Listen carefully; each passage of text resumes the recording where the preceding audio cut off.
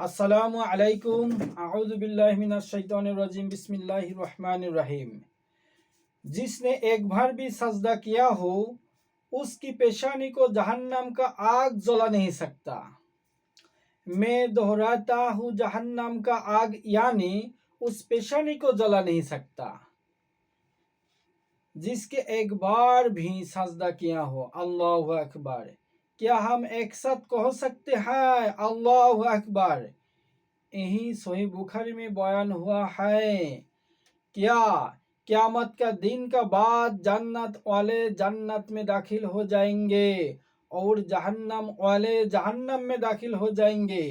फिर अल्लाह फिरिश्तों को से कहेंगे, मेरे फिरिश्तों जहन्नम में जाओ और देखो, अगर किसी के कल्ब में यानी दिल में जर्रा बराबर यानी एक बहुत ही छोटा ईमान हो तो उसे जहन्नम से बाहर निकालो।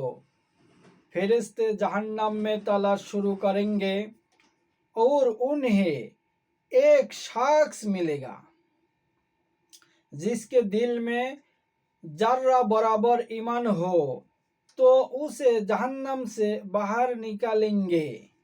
हदीस में बयान हुआ है, उस शख्स का पूरा बॉडी ऊपर से नीचे तक जहन्नम का आग से जला गया होता है, लेकिन सजदा का जायगा यानी पेशानी ओह आग से बसा होता है। अल्लाहु अकबर। तो याद रखो, जहन्नम के आग उस पेशानी को नहीं जला सकता जिसके एक बार भी सजदा किया हो। प्यारे भाइयों और बहनों, सजदा सबसे पुराना इबादत का तरीका है। हजरत आदम अलैहिस्सलाम के ज़माना से अल्लाह के सब नबी सब रसूल उन्होंने सजदा किया।